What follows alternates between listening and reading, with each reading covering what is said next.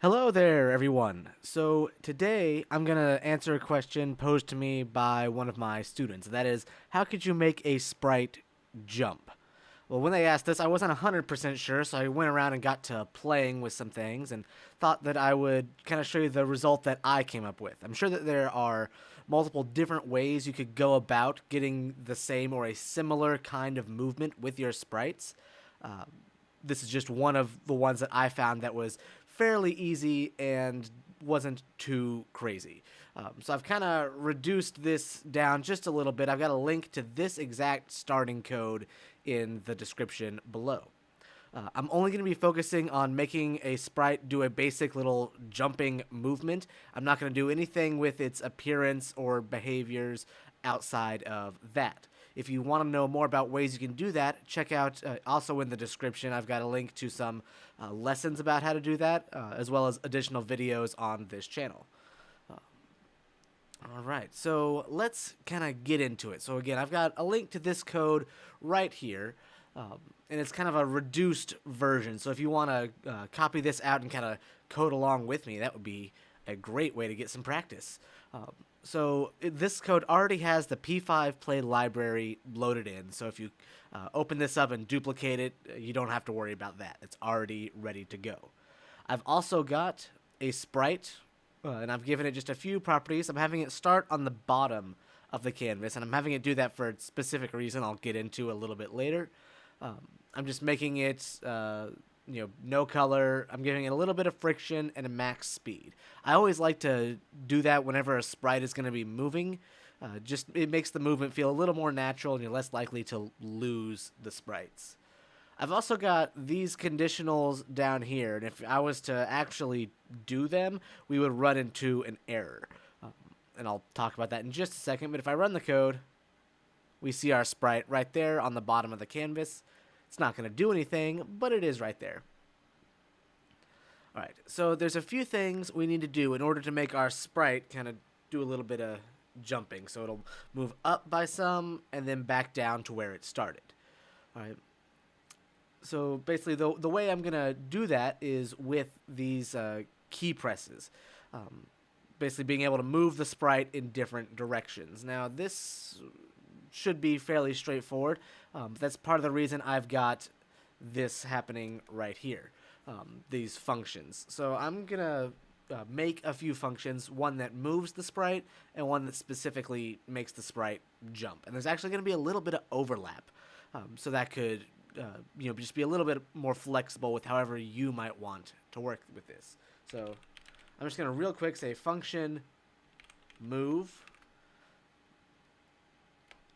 right there, and I'm going to take 3 arguments in there. I'm going to take the sprite that I want to move, how fast I want it to move, in this case speed, and the direction I want it to move in, direction.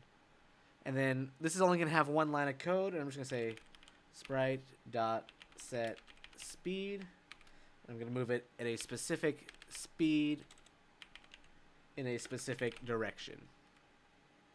And that's it.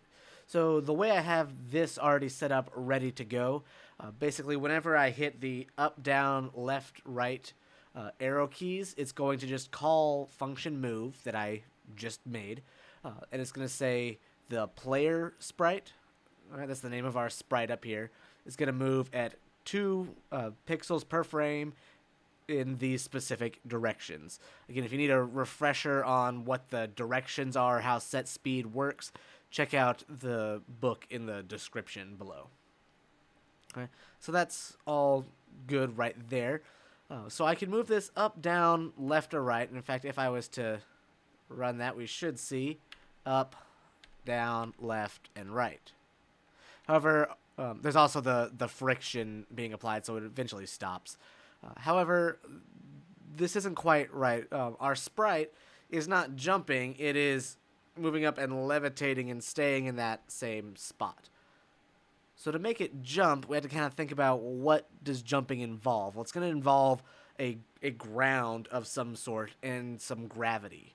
All right, so you have to go, if you're on the ground, you have to kind of jump up and come back down. All right, that's what we essentially have to achieve. There's a few ways to go about that, but I think this is probably the most straightforward, at least in my opinion. And I'm going to create another sprite. I'm going to name it ground. And I'm just going to say ground is going to become I'm going to create a sprite. Create sprite. And I'm going to put this in a very specific spot. Width divided by 2. Height plus 5. Then I'm going to make it width wide and 10 pixels tall. The reason I'm using these specific values is, again, a sprite is drawn right from the center of the shape.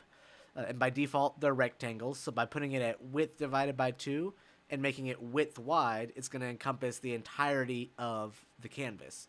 And then I just made it really thin and nudged it just enough past that height boundary so we don't see it. If you want to have your an actual ground, would set an image to your sprite to represent the ground, you can. I'm not doing it for this video because I'm not working with sprite appearances, but that sprite is there. What I'm also going to do is say ground dot immovable. I'm going to set that to true because normally the ground doesn't move in relation to you and gravity. It's always going to be in the same direction. If not, you have some bigger problems to worry about. The next thing I'm going to do... Alright. The next thing I'm going to do is go into the draw function. I'm just going to say player.collide. And I'm going to say... boop, boop, boop, I'm going to have them collide specifically with the ground. Alright, should be pretty simple. If I run this, we can move up and down, and we stop and hit the ground. We can still freely move around, though, so we've got our ground, but we don't have any gravity. So let's make some gravity. So I'm going to go up to the top here. I'm just going to say let gravity. Now, this is essentially going to be a way that we're going to just continually pull our sprite down.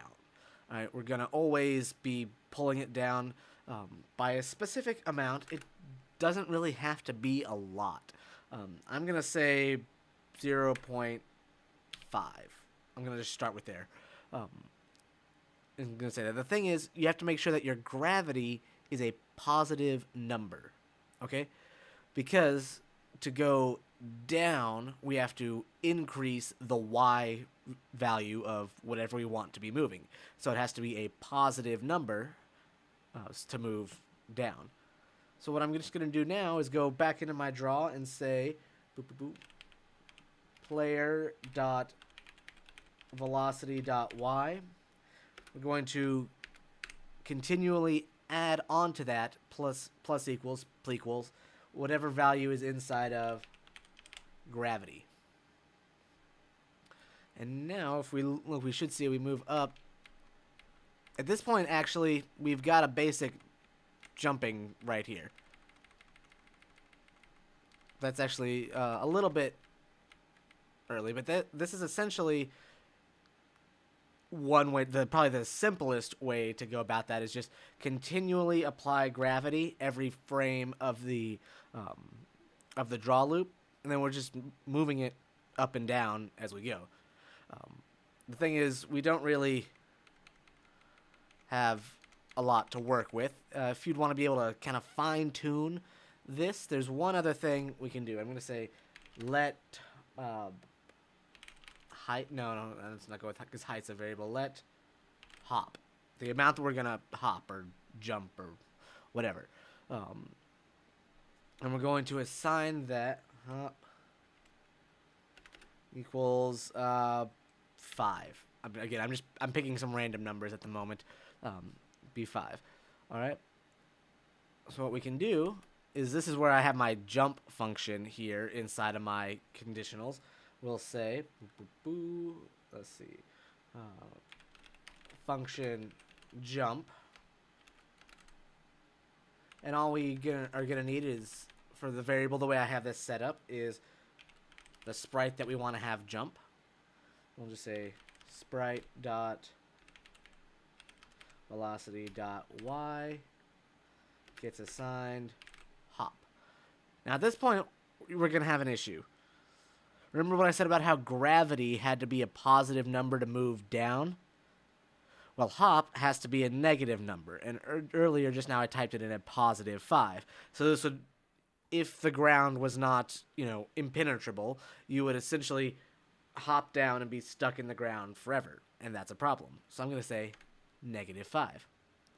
Now I've got this set up so that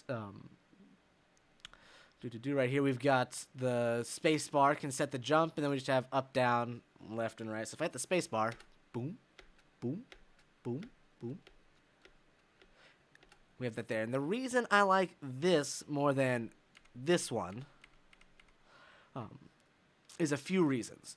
One, just the way this works, if we break this down, is we are continually updating and increasing this velocity moving down of our sprite. Whenever we hop, we're going to reset that to a new value and then gradually keep increasing it every draw function. So you could hypothetically get some crazy jumps like that if you are able to hit the trigger before you finish jumping. So it's a little more applicable, although it can get a little cheaty if it's almost like Flappy Bird. Or you're trying to keep up. But you could hypothetically do that and set it up that way. But I just like how it's updating and kind of resetting those values. If you wanted to do it how I have it with the arrow keys, just using this move here, I would recommend, let's see, up, jump. Instead of 2, I'm going to set that to 5. So now, boom, boom. You can only single jump. Actually, no, you can double jump if you hit it fast enough. I learned something today. But anyways, you can jump that way. And it functions essentially the same way. It's just never resetting what that velocity is. So I feel like you could potentially get into a bit of a buggy situation because you have a really high downward velocity. So say if you had a few different sprites that were like ledges and you fell off, you could potentially fly off and then shoot down very quickly. So that's kind of why I like the this option with the hop, because again it's resetting that velocity every time it jumps, so you could jump off and then it would kind of gradually increase to a point, just like normal gravity would. But again, I'll leave that up to you. There's kind of two options, two flexible ways to go about that. But this is kind of what I kind of came up with relatively quickly without putting a ton of thought into it, about how to make some sprites jump around the screen. So hopefully this will be helpful for you. Again, I haven't done anything with the appearance and very little with the behavior, so it kind of depends on the context of your game. All right, that's it for this one. If you have any questions, feel free to put those in the comments below. I always like seeing what people are able to come up with. If you enjoyed the video, or if you learned something, like, subscribe, all the YouTube things, you know how it goes. All right, everyone.